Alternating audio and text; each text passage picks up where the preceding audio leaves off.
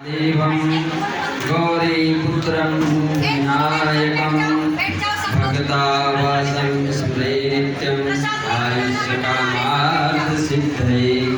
बहुत पावनी माँ सरयू जी की तट पर इस बागनाथ परिसर पर ये जो सत्संग ज्ञान यज्ञ चल रहा है, भाई जी ने यहाँ पर बहुत सुंदर सत्संग आपको सुनाया। हमारा बस इतना ही कहना है, जीवन में सत्संग तो आप लोग बहुत सुनते हो, बहुत हर जगह आजकल भागवत हो रही, हर कोई भागवत कराने में सक्षम है, मगर इस सत्संग को अपने जीवन में उतारना है। खाली यहाँ से सुन के गए, फिर वही घर में वही चार बातें, ऐसे सत्संग को ना सुनाएं आप, और अपने जीवन में इस सत्संग को उतारें। और दूसरी बात ये है कि अब जीवन में संतुष्ट रहने की वो करें आप। संतुष्ट रहना सबसे बड़ा आदमी का सौभाग्य है, तो इसलिए संतुष्ट रहें। जिस प्रकार भगवान ने आपको व्यवस्था दी है उसी में संतुष्ट रहें, और इस सत्संग ज्ञान इस प्रकार इस बागनाथ मंदिर में जिस प्रकार आपने किया है इधर, ऐसी कराएं और दूसरों को भी प्रेरणा दें। और एक छोटा सा परिचय मैं यहाँ पर आपको देता हूँ। पहाड़ के जो लोग होते हैं बहुत भोले हैं, आजकल तो भोले भी हैं भी या नहीं भी हैं, बहुत भोले हैं। वो सोचते हैं कि जो ये मांगने वाले हैं यही यहाँ पर सन्यासी हैं, मगर ऐसा नहीं है। जिस संस्था से ये बाई जी बिलोंग करती हैं, यहाँ भी आप जानेंगे, और भारत में 13 अखाड़े हैं, वहाँ पर संत को कहीं पर मांगने की परमिशन नहीं है। घर चल कर मांगना ये परमिशन नहीं है। यहाँ पर जितने भी जो संत आते हैं, जो राधा कृष्ण में रुकते हैं, आप इन लोगों को बढ़ावा ना दें।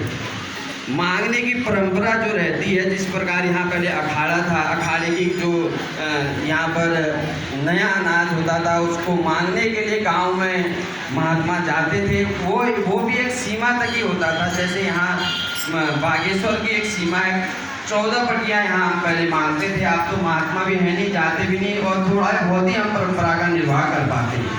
तो जो ये सन्यासी यहाँ जो घूमते हैं आपके बागेश्वर में घर घर में जाकर, असली में ये सन्यासी होते ही नहीं हैं। सबका अपना घर होता है और अपनी गृहस्थी होती है, अपना ये सन्यास।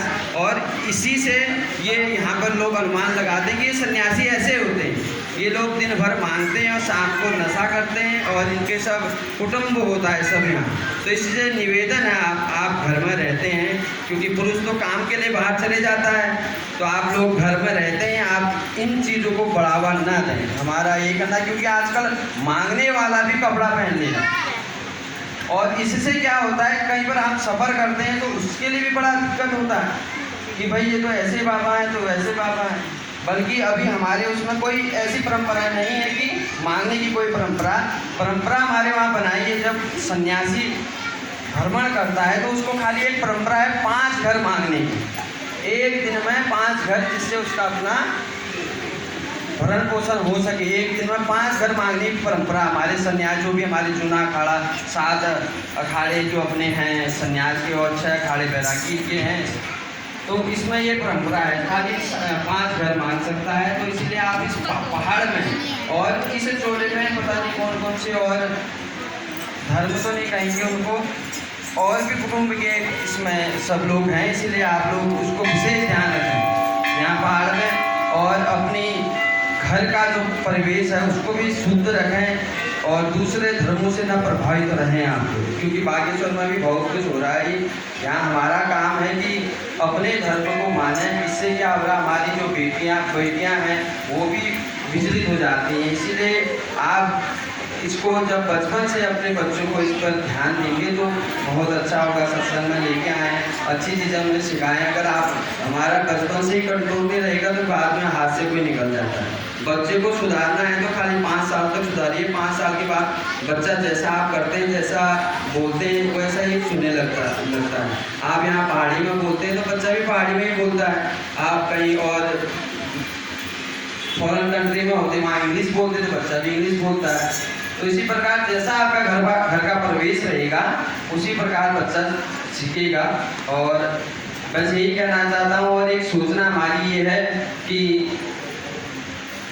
21 तारीख को गुरु पूर्णिमा है, तो उसका 3 दिवसीय कार्यक्रम है, वो कल से शुरू हो जाएगा। कल प्रातःकाल भगवान का पूजन होगा, उसके बाद जप होगा और 3 बजे से भोलेनाथ का अभिषेक का कार्यक्रम है और 5 बजे से भजन संध्या का प्रोग्राम है कल का। और वो रात में 10-11 बजे तक जब तक बैठे तब तक, क्योंकि परसों भी हमने कार्यक्रम करना है। फिर दूसरे दिन पूजन होकर के रामचरितमानस का पाठ होगा 20 तारीख को। उसके बाद आप 21 तारीख को पूर्णावती और गुरु महाराज का पूजन और भंडारा होगा। आपसे निवेदन है कि आप सब अधिक से अधिक संख्या में आएँ और प्रसाद लेके जाएं। और प्रसाद हमारे वहाँ बहुत शुद्ध तरीके से बनता है, तो ऐसा ना सोचें कि कैसा होगा क्या होगा। महात्मा लोग भी अच्छा ही बनाते हैं, सब लोग बहुत शुद्धता से बनाते हैं, इसीलिए सब लोग प्रसाद लेके जाए। कुछ बीच में ऐसा भी था कि कई लोग भूल भी रहते थे महात्माओं का, तो लोग क्या प्रसाद लेना, तो प्रसाद को ऐसा नहीं कहना क्यों, इसलिए सब लोग प्रसाद लेके जाना। अभी मैं तो कुछ यहाँ पर जितने भी लोग थे उनको निमंत्रण बांट के आया हूँ। बाकी जो मैंने सोचा था कि 18 तारीख को आपको सबको निमंत्रण देंगे महिला मंडल को, तो ये सब अभी कार्ड बटेगा और जिनको नहीं मिला होगा वो हमसे नाराज ना रहें और सब लोग आएँ। धन्यवाद।